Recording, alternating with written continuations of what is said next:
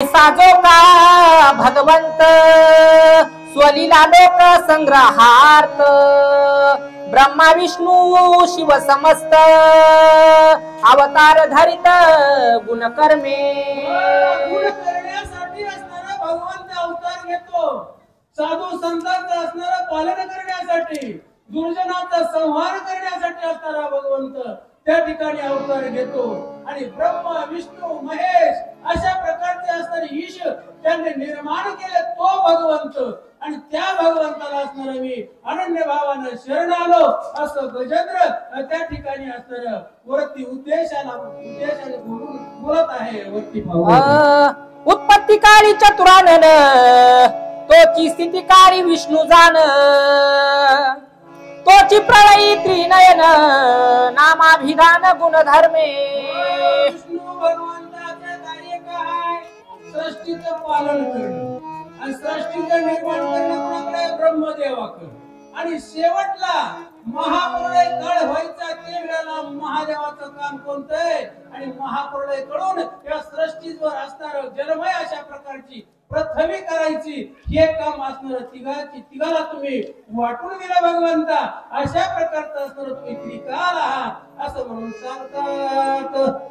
जोची peri तोची सोकरी तोची सवंगन ही करी कैसा एकची श्रीहरी गुणावतारी त्रिरूप या ठिकाणी श्री रूप अशा प्रकारचा भगवंत तुम्ही आहात।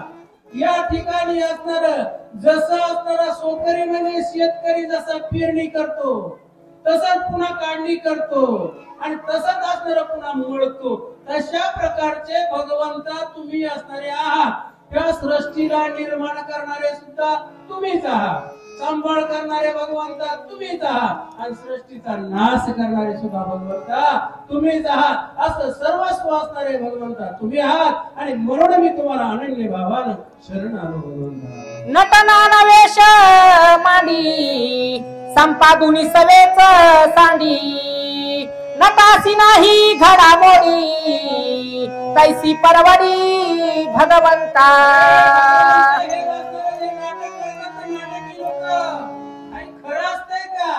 काहीच खरं नसतंय। पती पत्नी हे लटक सगळं असतंय, बावला बावली तशा प्रकारचं असणारे भगवंत तुम्ही आहात।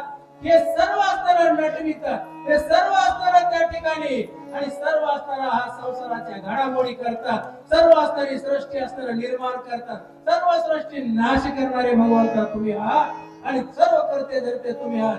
अशा प्रकारचे नाटकी लीलाधारी असणारे भगवंता तुम्ही आहात। म्हणून असणार या ठिकाणी तुमचा पवाड ऐकून मी अनन्य भावानं तुम्हाला शरण आलो।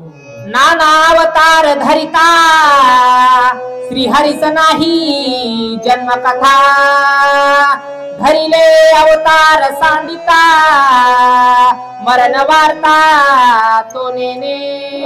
भगवंताला जन्म मरण रहित असा भगवंत आहे। जन्म मरणाची कसल्याही प्रकारची त्या ठिकाणी व्याधी लागलेली, जन्म मरणाची व्याधी तुम्हाला आम्हाला लागली, या सृष्टीतल्या सर्व जीवाला लागली, परंतु तो भगवंताला जन्म मरण नाही, जन्म मरणाची अतीत अशा प्रकारचा भगवंत आहे। आणि तो असणारा सर्व सृष्टीचं पालन करणारा तो भगवंत आहे। सुख दुःखाचा असणार ते सर्व असणार देणारा तो भगवंत आहे। आपल्या कर्मानुसार सुख दुःख पोहोचणारा तो भगवंत आहे। अशा प्रकारचा असणारा भगवंत मी त्याला शरण आलो। श्लोकांश तस्मै नमः परेशाय ऐसा परेशा परेश अनंत शक्तींचा जो ईश जो ब्रह्मण्य देव जगदीश। ब्रह्मदेवाचा पिता असणारा जगदीश ईश असणारा तो भगवंत, जो परापश्यंती मध्यमा वैखरी चारी वाण्याच्या पलीकडे असणारा तो भगवंत। अशा प्रकारचा असणारा भगवंत तुम्ही श्रेष्ठ आहात आणि तुम्ही असणारा या ठिकाणी सर्व असणाऱ्यांच्या सृष्टीचा सांभाळ करणारे आहात।